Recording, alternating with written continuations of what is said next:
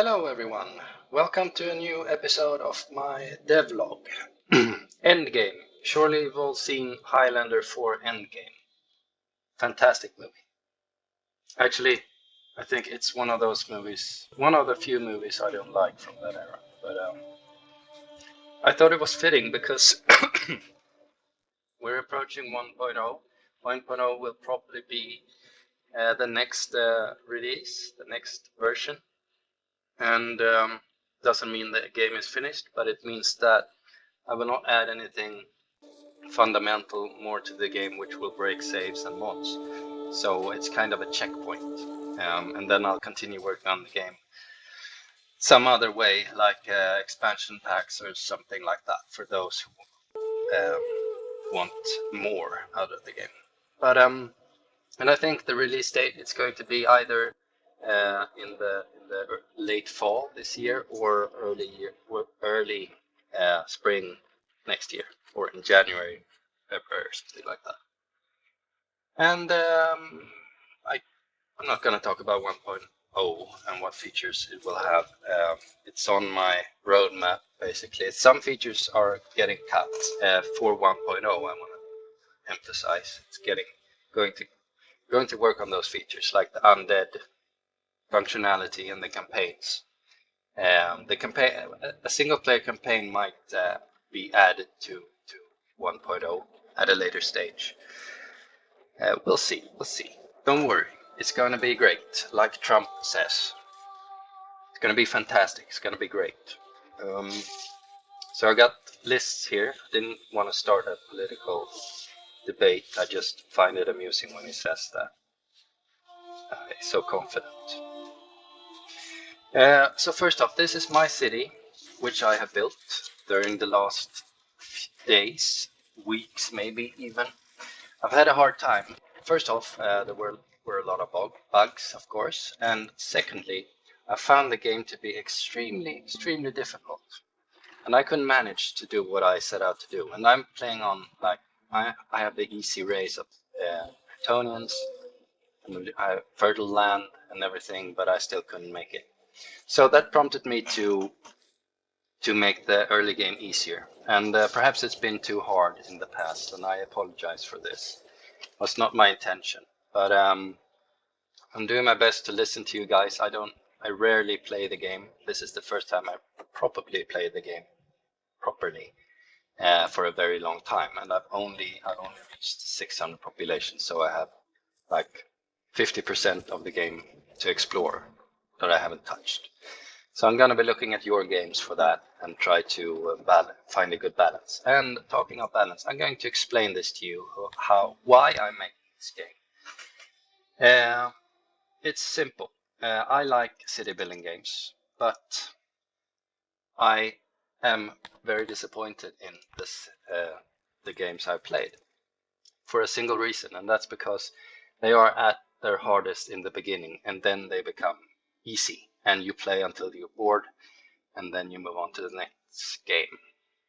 And for instance, Banished. I played a lot of Banished. It's the most modern city builder I played, probably, and it's 15 years old or something, but still, I don't think it's changed.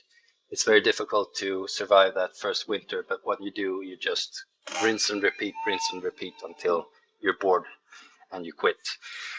So I want to flip that around. I want to have a not too difficult game, but a game that gets more and more difficult as you progress. So something like this, if you get my meaning. This is the as you progress your population, and the y-axis is the difficulty. And actually, I wanted to go something like this, so that it kind of reaches a point where you get minimal returns for your investment, but you can still make some small progress, and that's what I'm trying to make. And right now, I think that Songs of Syx, when it launched 3 years ago, it was something like this in the terms of difficulty. Over here at 200 population, you've done everything and you locked everything, and then it was just about copy and paste buildings until you reach 10k population. And some like that, and that's okay with me, but it's not what I wanted. So what I've been doing for these 3 years is basically adding stuff to the game so that I have content to keep you challenged and interested all the way to the maximum population, whatever that may be. If it's ends up being 8,000 or 12,000 or 40,000, I don't know. That's still up for debate. I'm thinking now maybe 10,000 or something like that. Because at 10,000 it becomes so slow that might be too boring to continue. And I think that the previous version, if you play that, it had also something like this, a little bit longer. Then it kind of difficulty fell off, and the problem was getting out onto the world map and getting your first region, and getting the first money to buy your first band of mercenaries, and then was kind of free fall from there. I saw cities bathing in resources, and it made me very distressed. So basically what I've been trying to do now is instead of having that bump, just trying to get this nice slightly exponential graph in terms of difficulty. And I'm thinking that if this is 100 population over here, and this is your first run, maybe even 50 if you're new to city building games, and then you're going to crash and burn, and then your next run is going to be 200 or something like that, and once you play for 100 hours you should be somewhere around, I don't know, 4,000 people. That's what you should be able to manage. And then in 20 years time I want to hear about the first person who gets to this point, who has played thousands of hours. Maybe it's going to be me when I retire. We'll see. So that's the idea, and you can then decide if you want to play the game casually. You're in this spectrum or this region of the difficulty scale, and if you want a challenge like me, you're going to be in this spectrum. And this is of course more rewarding, but not by a large margin. The most things you're going to get and unlock along the way is going to be before 4,000. But there are some things like the Grand Arena, for instance. That's only for the top players, so that they have something to look forward to as well. Now, where was I? Yes, so what I've done with this playthrough is that I've increased basically all raw material productions. I have tried to counterbalance by decreasing some high push resources for endgame, like machine parts, for instance. And I made some techs cheaper. Like for instance, I had to do the farm techs cheaper. Where are they? Here they are. So this is starts at 50 or something, and so you can basically increase by 50% very early game your food production. But I'm still struggling. But I think this is a good balance I've had now, because I've just recently managed to get out into the world, raise an army of my own troops, 50 dudes, and I've been able to capture this settlement. So that was my goal with this playthrough, because I wanted to get to that stage. So I think that explains what I'm trying to do with the game. And that has been my vision. That's the reason I'm making this game. I'm just not making it because I wanted to make a game. I'm making it because I was missing something from the other games. And it's the same thing in Total War, for instance. I'm just going to rant here for a while. Total War disappoints me utterly, because it's the same thing there. You struggle, everyone's attacking you in the beginning, you don't have any money, you don't have any troops, and you build up and you build up. And finally, when you're ready, you got your military techs and your infrastructure and your armies all set up, they're all running away from you. It's completely backwards. That's when the challenge should start, if you ask me. And it doesn't. And some games, they have mechanics like the Civil War, and they've got artificially increasing stacks for the AI, and to try to counteract that, but it's not working. And it's not there because it's really hard to do, and that's what I've been trying to do, and that's what's taking so long. And that's why I've added all this stuff to the game, which have been in a bad state, but with this playthrough, I really looked into everything and giving everything a role in terms of difficulty. So I've looked into, for instance, the rating stuff. So that's really fine-tuned now to keep you on the edge early on. And then we have health and we have law, for instance. And I haven't really worked on those that much now, but they're not really a problem at my stage right now. But they're why is my happiness plummeting? Services. Oh, I'm doing something when I yeah, I don't know. I have to look into this. Anyway,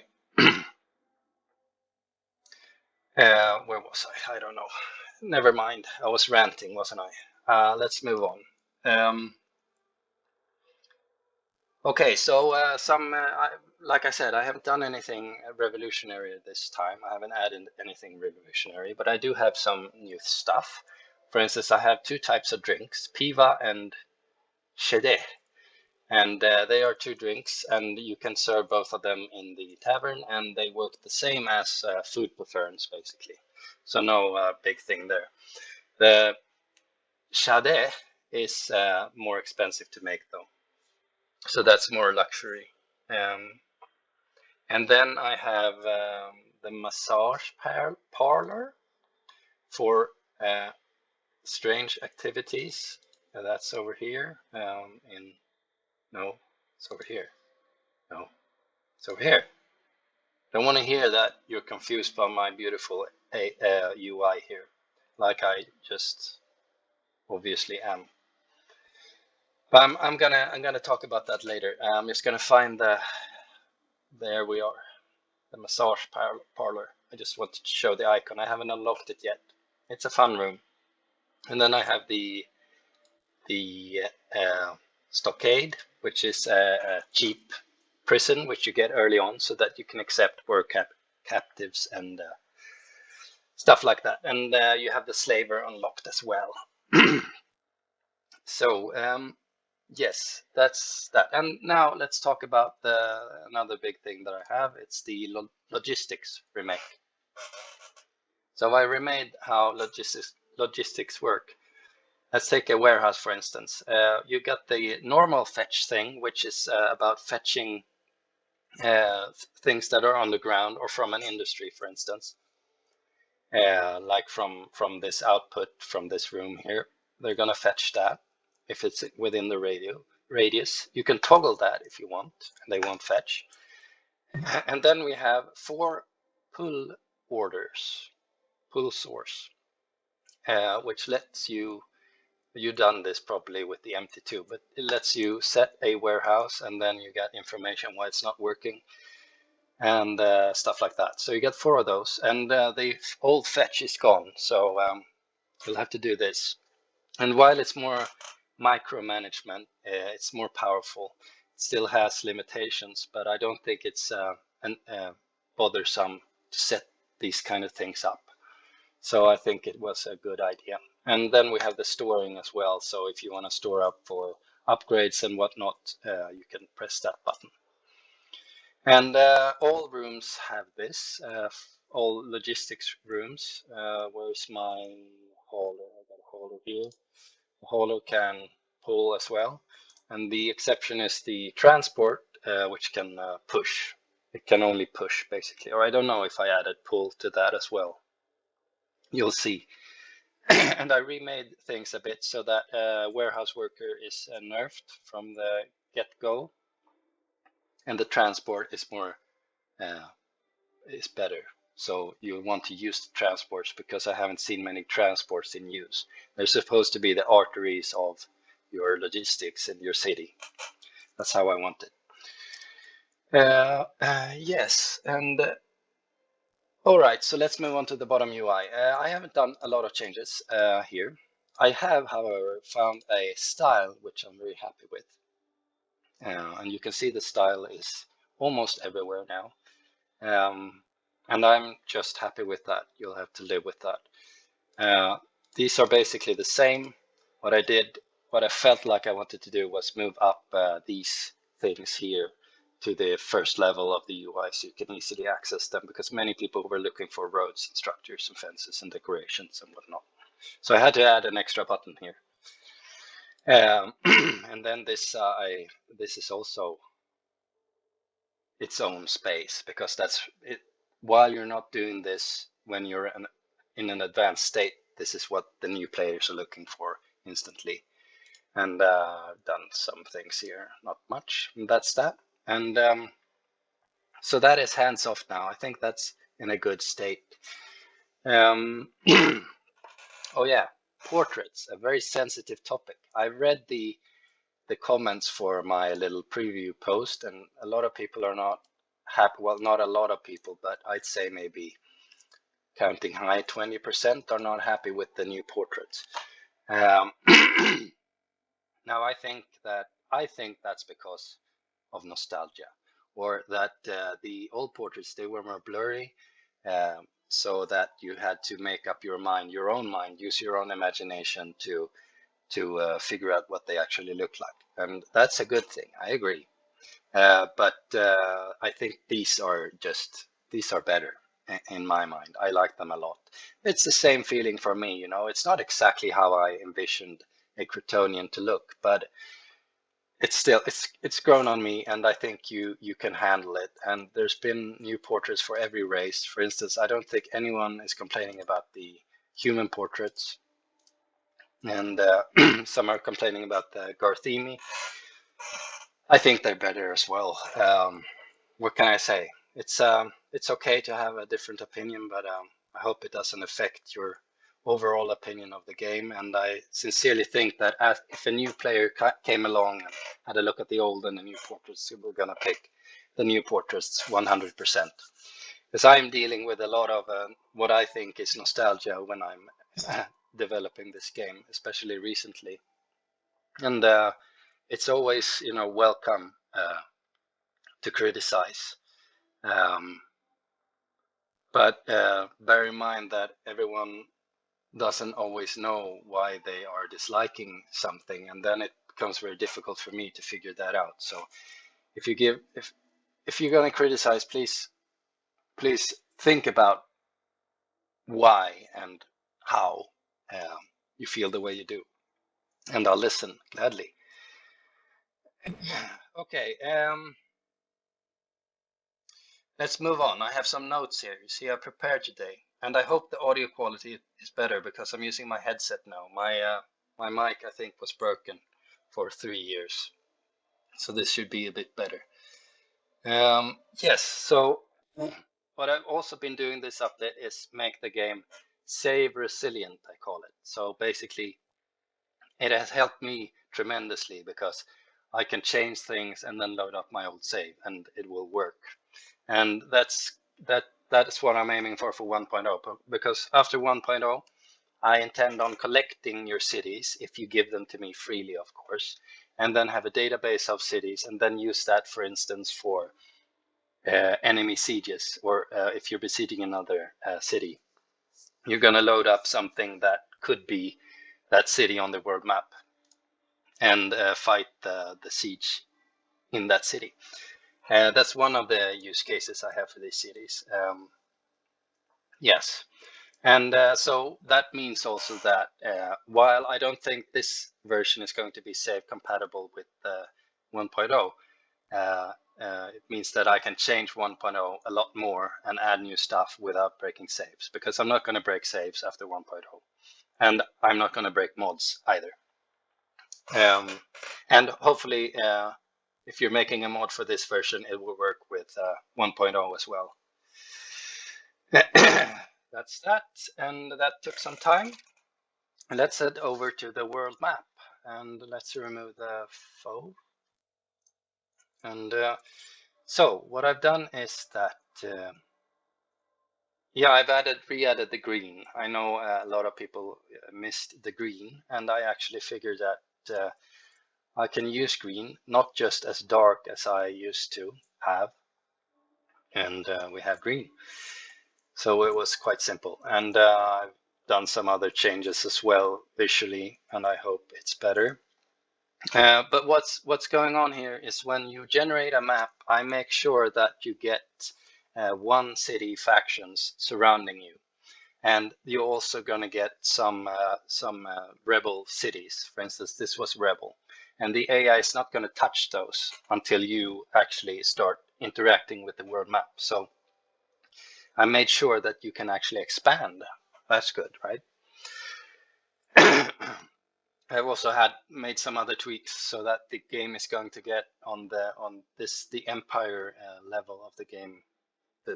The layer is going to be increasingly challenging for you as you grow. And for instance, I've redone this the whole development of regions things completely. It has a new system, and I don't really remember what I did, so you'll have to explore it. But it's a bit simplified and a lot better, and it doesn't have the same progress graph that the previous version has. This is more, it's going to flatten out. So you can only, I think I designed it so that you can only have actually 12 regions or so. The other piece of the world, you'll have to use vassals or allies and whatnot. Yeah, and we got some tax going from I can actually increase the tax a little. Good that I reminded myself about that. And it's basically the same, but this has been all rebalanced and such. And and also it's more emphasized on, if you have one region, you can't really develop that a lot, but if you have two, they can complement each other. So you're building what's it called? A circle of life, not circle of life, not network. I don't know, but they're working together. All your regions are going to work together, and you're going to get stronger by all of them, and every piece is going to be important to you. And that's why I chose to have 12 regions, because I want an amount that you can keep in your head, and when a pop-up says Sarlo is being under siege, Sarlo, oh, my grain producing region or my fruit producing region, this is a disaster. Okay, so that's what I want to do with that.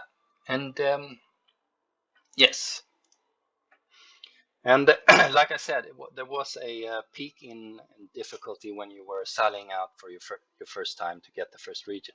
And I've done some things to make it a lot easier. For instance, we got new kinds of army supplies here, and not all of them are actually. Oh, I've got no. Okay, I need to check this too. I need to write this down. All the bugs that I'm seeing now. This is how it's been for 2 weeks. I've been playing for 10 minutes, then I see bugs, and then I need to fix those. Okay, so, well, this is obviously broken, but I'm going to fix that. Only rations are mandatory. So rations, if you don't have rations, your army is going to disband. But the other things, they're for morale and other things. And this, for instance, that's for artillery. If you want artillery, you'll have to supply these. And you can set artillery here. So that's a lot easier. And of course, I've found a way to derive the cost for everything, the proper cost. Before in other versions, I've just, okay, so maybe they should cost 100K or 50K or whatever. But now these mercenaries, for instance, they're actually costing you what it would take to raise a Crotonian division by yourself. Of course, not the whole price, but it's something like that. And you can't just hire these on a whim. You can hire them on a whim, but when you disband them, they're going to take a long time to return to the pool. So there's a delay there. And also, did I mention? Never mind. Well, yeah, I'm going to mention it. So this is different because let me show you. you have this screen, right, where you can pick all this stuff, but you don't actually build this stuff before you press accept, and you see all the how everything's going to update here as you do this. So this is very helpful, I think, to building your regions. And so you basically, you don't have to return to this thing. You basically build, and then you wait for the population to reach the next level, and then you're going to get a notification, and you restructure your buildings then. So it's not really a pain to do this anymore. Let's see. Okay, let's move on to the AI, the faction AI. It looks like this. Everyone's really angry with me now. I have to check why. Because I just conquered this region and it increases my threat by a great margin. I'll have to look into that as well. See, I should really play this game for another 2 months, but I feel that I don't really have time and I want to change a few things for 1.0, so it's going to be a bit wasteful. But there are still going to be bugs, like always in beta. But anyway, this is how the diplomacy screen looks. You can see we have some new options here. We have become colleagues. That's basically a non-aggression pact if you play Total War. Trade, of course, an alliance that makes you team up and have the same enemies and such. And we have protector and vassal and unite. Unite is like buying their faction outright. And vassals and protectors, if you have a vassal, they're going to pay you each year. And if you're a vassal, you have to pay them each year. But if you're a vassal, you don't get raided. So it's a good thing. And I've fixed up raids by a lot. So I hope it's good now. And yeah, that's that about the factions, I think. Well, they're a lot smarter. They're actually, I've had a lot of fun with my faction this playthrough, and you can exploit them. I don't think so, at least. You have this thing called trust now, that if you act like a douchebag to one of them, they're all gonna hate you and team up and kill you. So not recommended. Oh, slave trade. I've got slave trade now. That's good. And okay, so I'm going to now move to the menu and show you some things there. As you can see, I've got a new background for the menu. That's intertwined with the icons I showed you because I really like the style of the icons. And it turned out that the style of the icons really shined in in the mural, in the menu mural as well. And if you don't like it, what can I say? I absolutely love this, and I'm really happy about it. So finally, I've been looking for the style for so long, and I finally found it. And I spend a lot of time drawing these. Hopefully, our sprite guy, Craster, can take over and make them even better, because I'm not a perfectionist like he is. Okay, so we got some new options here. We got random gain, of course. Then we have scenarios and battles, for instance. You can load up a battle, and you can put battles here as a mod if you want. I won't go into the technical details, but you can. And it's basically just a battle, like you're used to. And when it's over, you return to the menu. And let's show some other stuff as well. Oh yeah, the editor. This is getting to be a long update video, isn't it? So here's the editor, and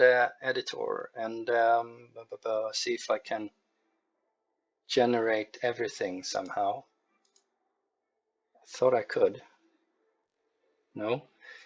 Okay, but you can generate each layer like this, and then you can. Well, it's an editor, but it has some limitations. You can't, for instance, you can make all the regions, and you can set all the factions, and you can set the faction names, I think, and stuff like that. So you can build a little Middle Earth or whatever you like. But if you're gonna have scripted events and stuff like that, you need to make a script, code, in other words.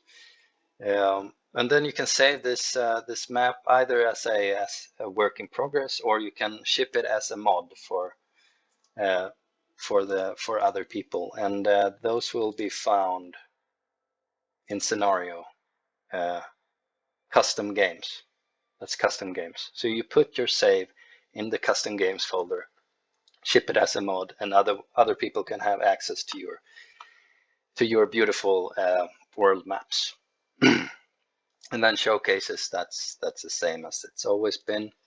And then campaigns. The tutorial has moved into a new campaign section. I made all the groundwork for having campaigns because I plan to add campaigns, at least one.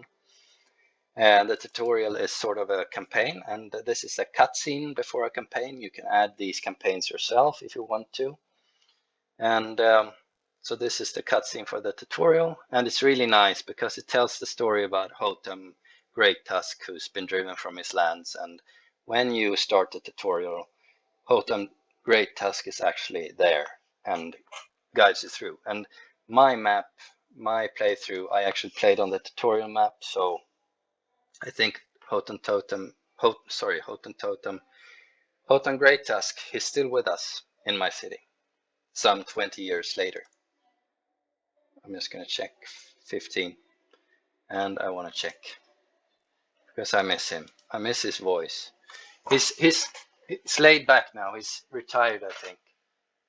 What's this? I can't search. Okay, sword name. Hotem. This is gonna take forever. Sorry. Hotem Great Tusk. There he is. The legendary Hotem Great Tusk. He's 14-year-old. That's wrong. Something wrong here. Need to check that out too. So hopefully I will continue fixing the bugs, and hopefully no one will catch up to me where I'm at, and it will be a rather bug-free experience for everyone.